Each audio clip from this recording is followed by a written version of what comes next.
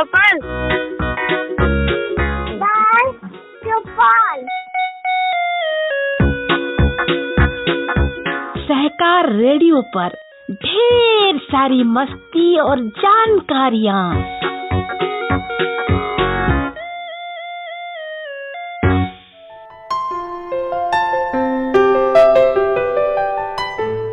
Hello बच्चों, यह है सहकार रेडियो और आप सुन रहे हैं सहकार रेडियो का कार्यक्रम बाल चौपाल।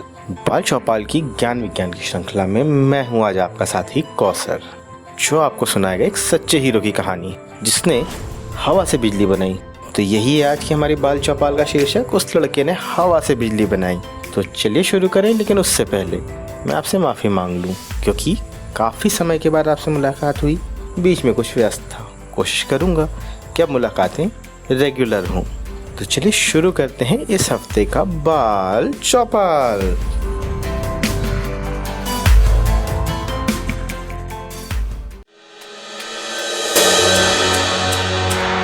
अफ्रीका के देश मलावी के एक छोटे से गांव में लोगों के पास बिजली के लिए पैसे नहीं थे, इसलिए रात होते ही गरीब किसान बिस्तर पर जल्दी ही सो जाते थे। लेकिन विलियम कुछ अलग था।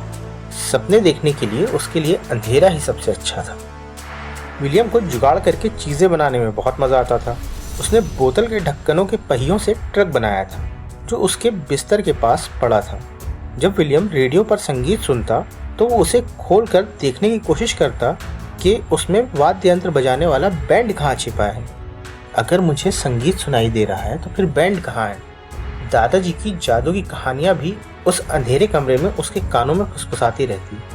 चुड़ैलों के रूप में विमान उसकी खिड़की के सामने से गुजरते, जबकि भूत कमरे के चारों ओर नाचते। सुबह उठते ही विलियम खेतों में उन जादुई प्राणियों को मक्का के पौधों के बीच में खोजता और फिर सड़क पर दौड़ते हुए ट्रकों को देखकर अचरज करता कि उनका इंजन काम कैसे करता है। जरा कुदाल को ध्यान से फेंको, नहीं तो तुम्हारा पैर कट जाएगा, उसके पिता ने चिल्लाते हुए कहा। पर नर्तकियों और उड़ने वाली चीजों में शक्ति होने के बाद भी उनका जादू बारिश नहीं ला सकता था। पानी के बिना सूरज हर सुबह गुस्से में उठता और मक्का के पौधों को धूल में बदल देता। भोजन के बिना मलावी के लोग भूख से मर रहे थे। जल्दी ही विलियम के पिता ने अपने बच्चों को इकट्ठा किया और कहा, अब से हमें दिन में केवल एक ही बार भोजन करना होगा, इसलिए कम खाओ। शाम को सबने लालटेन के चारों ओर बैठकर सिर्फ मुट्ठी भर खाना ही खाया। उन्होंने भूखे लोगों को सड़कों पर से भूत प्रेतों की तरह गुजरते देखा। बारिश के अभाव में लोगों का पैसा भी गायब हो गया। उसके पिता ने कहा, विलियम, मुझे खेद है, पर अब तुम्हें स्कूल छोड़ना होगा। अब विलियम सड़क पर खड़ा था। वो उन भाग्यशाली छात्रों को स्कूल जाते हुए देख रहा था। उसके पेट में चूहे कूद रहे थे और उसके गले में एक गांठ अटकी थी।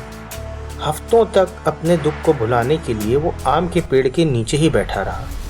फिर उसे सड़क के दूसरे छोर पर उस पुस्तकालय की याद आई जिसे अमरीकियों ने उसके देश को उपहार के रूप में दिया था। वहाँ विलियम को ज्ञान विज्ञान की शानदार किताबें मिली जिनमें सुंदर चित्र थे। एक अंग्रेजी की डिक्शनरी की मदद से विलियम ने शब्दों को समझा कि इंजन इतने बड़े बड़े ट्रकों को यहाँ से वहाँ कैसे ले जाते हैं, कैसे रेडियो संगीत को आकाश से खींचता है। लेकिन विलियम को जिस चीज़ ने सबसे अधिक आकर्षित किया वो थी एक विशाल पंखों वाली मशीन जो उनके गांव के सबसे ऊंचे पेड़ से भी ऊंची थी। एक विशाल पिनव्हील मतलब फिरकी, जादू को पकड़ने वाली कोई चीज़। धीरे धीरे उसने अपना वाक्य पूरा किया। पवन चक्की बिजली पैदा कर सकती है और पानी भी पंप कर सकती है। उसने अपनी आंखें बंद की और अपने घर के बाहर एक ऐसी पवन चक्की बनाने की कल्पना की जो हवा से बिजली खींचेगी और अंधेरी घाटी को रोशन भी करेगी। उसने मशीन को ज़मीन से ठंडा पानी खींचते हुए और उसे सूखे खेतों की प्यास बुझाते हुए देखा, जिससे मक्का के पौधे ऊंचे बढ़ेंगे और हरे रंग में बदलेंगे। ये तब होगा जब किसानों की प्रार्थना भी बारिश नहीं ला पाएगी। पवन चक्की एक मशीन से अधिक थी, वो भूख से लड़ने का एक हथियार थी।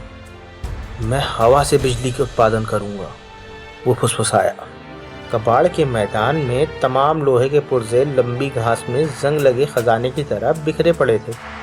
एक ट्रैक्टर का पंखा, कुछ पाइप, बेयरिंग्स और जंग लगे हुए बोल्ट जिन्हें खोलने के लिए मजबूत मांसपेशियों की जरूरत पड़ती। टोंगा! अपने पुरस्कार को पकड़े हुए विलियम पक्षियों और मकड़ियों पर चिल्लाया। पर जैसे ही विलियम उस लोहे के कबाड़ को घर में खींच कर लाया, वैसे ही लोगों ने कहना शुरू किया, ये लड़का तो पागल है, क्योंकि सिर्फ पागल ही कचरे के साथ खेलते हैं। कुछ हफ्तों के बाद विलियम ने अपनी मशीन के टुकड़ों को जमीन पर व्यवस्थित किया। एक टूटी हुई साइकिल, जंग लगी बोतलों के ढक्कन, प्लास्टिक के पाइप और एक छोटा सा जेनरेटर या डायनेमो जो साइकिल की हेडलाइट को जलाता था। 3 दिनों तक विलियम ने ठोका पीटी की, नट बोल्ट कसे, जबकि आसपास मुर्गियों ने बांग दी, कुत्ते भौंके और पड़ोसियों ने अपना सिर हिलाकर कहा, वो पागल न जाने क्या कर रहा है। उसका चचेरा भाई जॉफरी और उसका सबसे अच्छा दोस्त गिलबर्ट उसके पास आए। उन्होंने अभिवादन किया। हेलो, हम क्या हवा से बिजली बनाने में तुम्हारी कुछ मदद कर सकते हैं? विलियम ने कहा। अपनी कुल्हाड़ियाँ उठाओ और मेरे पीछे पीछे आओ। फिर वो जंगल गए।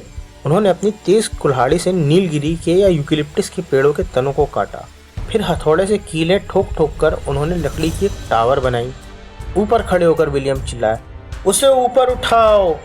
लड़कों ने बड़ी मेहनत से उस मशीन को ऊपर उठाया। नीचे एक भीड़ जमा हुई। इस अजीबोगरीब मशीन को देखकर कुछ लोग घबराए। मशीन एक अनाड़ी जिराफ की तरह लड़खड़ाने लगी। कुछ लोग हंसने लगे, कुछ ने चिढ़ाया भी। लेकिन विलियम ने हवा के तेज बहने का इंतजार किया। हमेशा की ही तरह कुछ देर बाद हवा चलने लगी।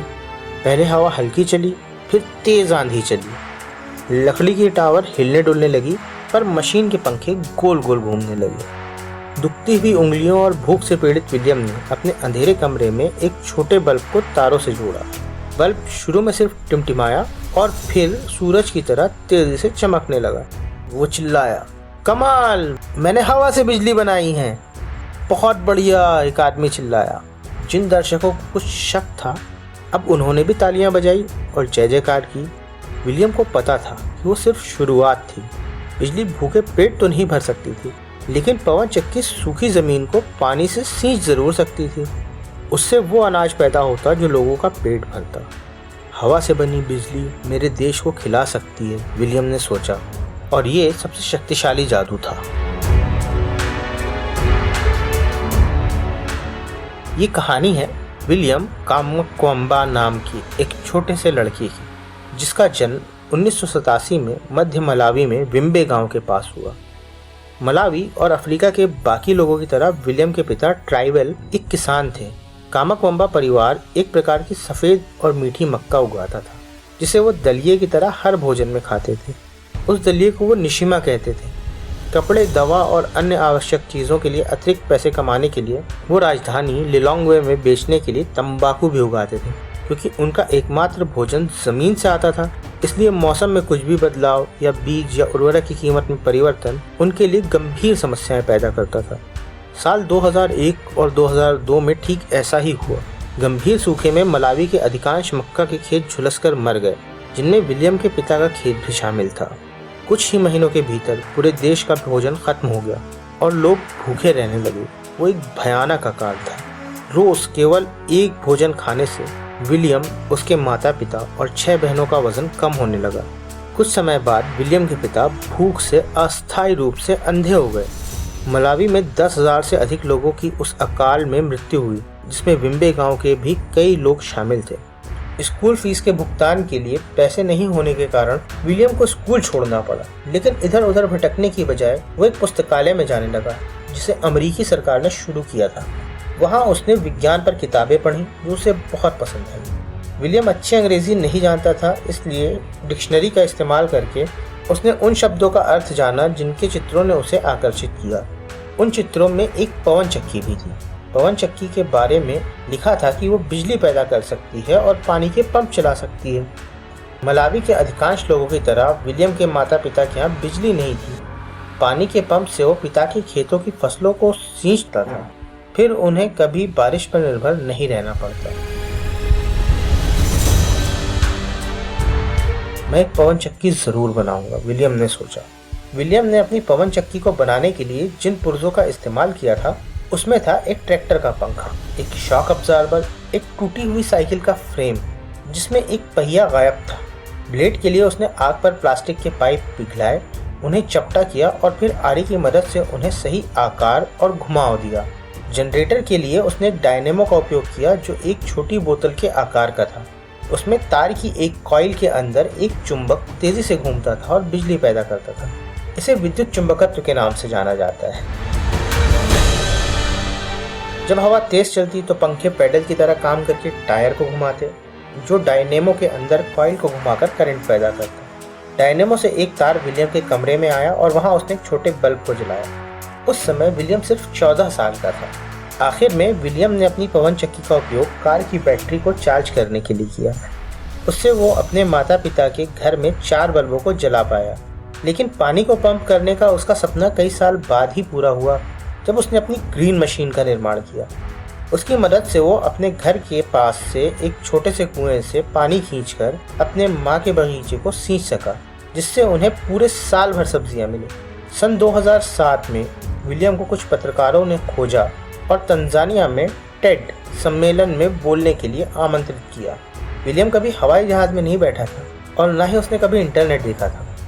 कई लोग विलियम की कहानी सुनकर बहुत प्रभावित हुए और उन्होंने उसे स्कूल वापस भेजने में मदद करने के लिए पैसे दान में दिए। आखिर में एक सौर संचालित पानी का पंप फिट किया गया, जिसने उसके पिता के खेतों को सींचकर उन्हें हमेशा के लिए भूख से मुक्त किया। विलियम अब न्यू हैम्पशायर के हनोवर में डार्टमाउथ कॉलेज का छात्र है। वो एक इंजीनियर बनने की पढ़ाई कर रहा है और गाँव में बिजली और पानी के पंप के लिए अक्षय ऊर्जा यानी सूरज की रोशनी और हवा से मिलने वाली ऊर्जा पर काम करने के लिए मलावी लौटने की योजना बना रहा है।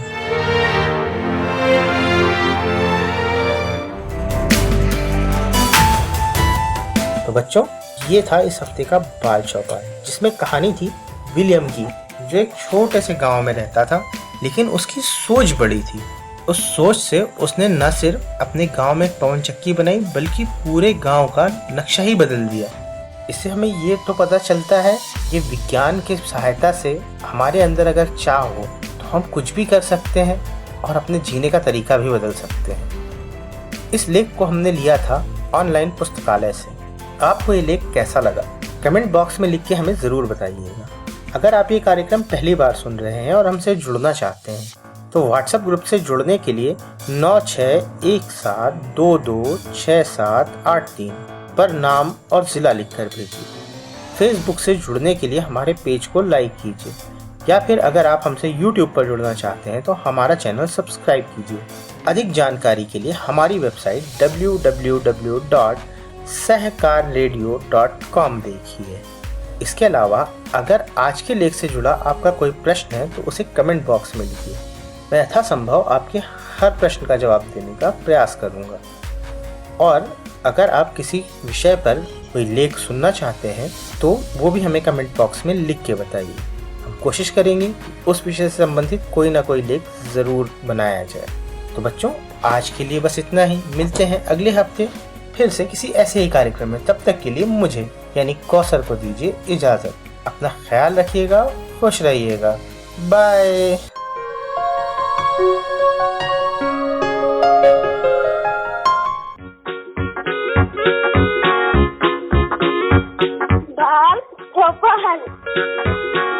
बाल चौपाल। सहकार रेडियो पर ढेर सारी मस्ती और जानकारियाँ।